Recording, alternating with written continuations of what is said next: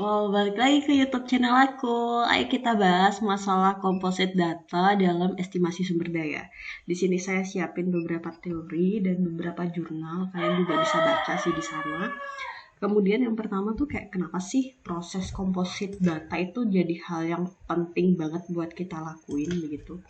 Nah, dimana kan data asli yang biasanya kita punya itu kan mempunyai panjang sampel yang tidak teratur karena perbedaan litologi dan cara pengambilan sampel itu sendiri, sehingga kita perlu melakukan komposit untuk interval dari masing-masing sampel itu memiliki interval yang sama, sehingga ketika dalam proses analisis atau dilakukan perhitungan variogram tidak bias.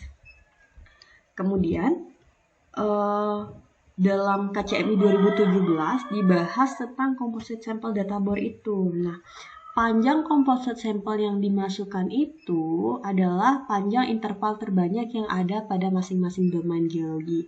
Contohnya, apabila sebagian besar interval sampel mempunyai panjang 1 meter, maka composite sampel dilakukan dengan panjang 1 meter. Nah, di sini juga dia bahas tentang minimum panjang sampel residual. Jadi, sampel residual itu apa sih? Yaitu sampel yang tersisa pada bagian akhir composite sampel. Contohnya, sampel minimum panjang sampel residual itu adalah setengah dari panjang composite sampel yang kita buat. Jadi misal kita punya panjang composite 1 meter, otomatis minimum sampel residualnya itu adalah 0,5 karena setengah dari panjang composite sampel. Nah, untuk metodenya sendiri ada beberapa metode komposit. Yang pertama adalah downhole composite, yaitu melakukan composite sample data bore dari atas ke bawah sehingga meninggalkan residual sampel di bagian bawah. Ada juga upward compositing untuk beberapa kasus yang dimana pengkayaan nikel itu berada di bagian bawah seperti di lapisan limonit, sehingga composite sampel itu lebih baik dilakukan dari bawah ke atas dan meninggalkan residual sampel di bagian atas. Sedangkan untuk proportional compositing yaitu melakukan composite sampel dengan cara membagi rata panjang interval sampel dalam satu domain mendekati nilai panjang komposit yang diinginkan. Nah, ketika sudah melakukan proses komposit, kita akan melakukan perbandingan antara original sampel dan hasil komposit. Perbandingan itu meliputi panjang sampel, nilai rata-rata kadar, nilai minimum dan maksimum kadar sebelum dan sesudah komposit.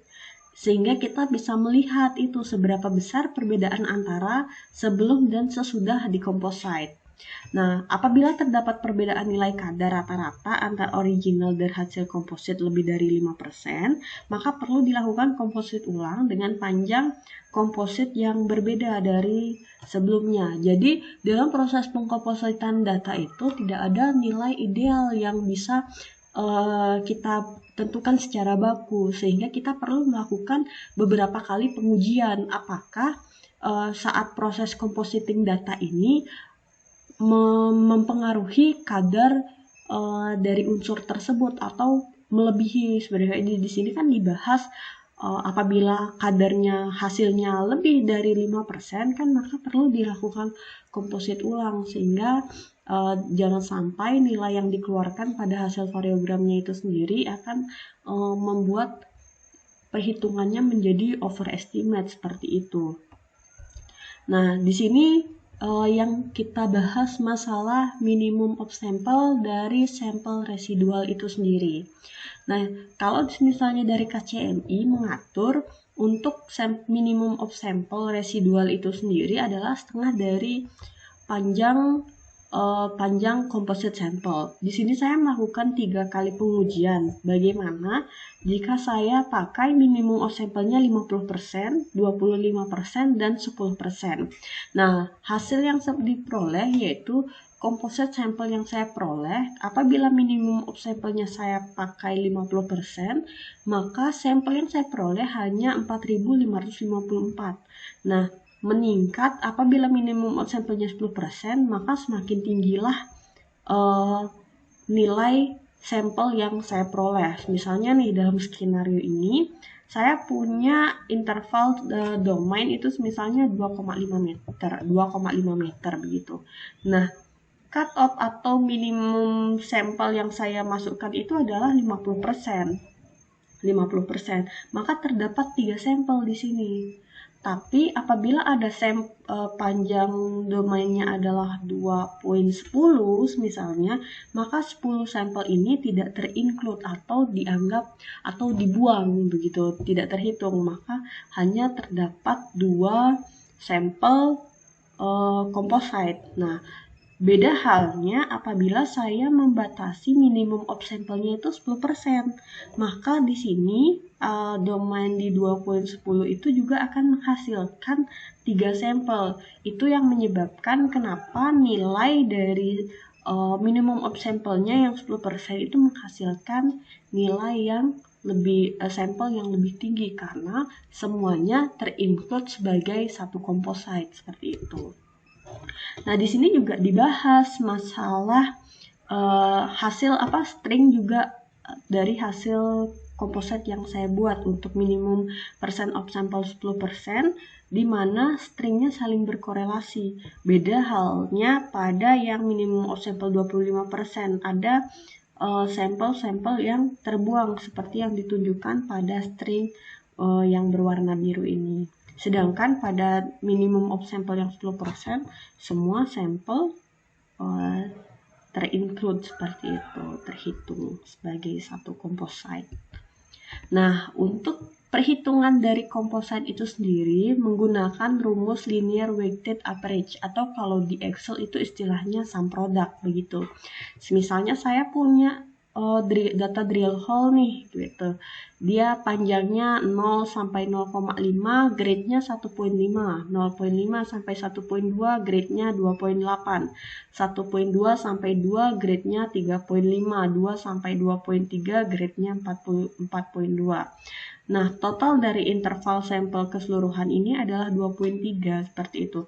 Tapi saya ingin mengkompositkan hanya 2 meter begitu. Jadi panjang kompositnya itu adalah 2 meter.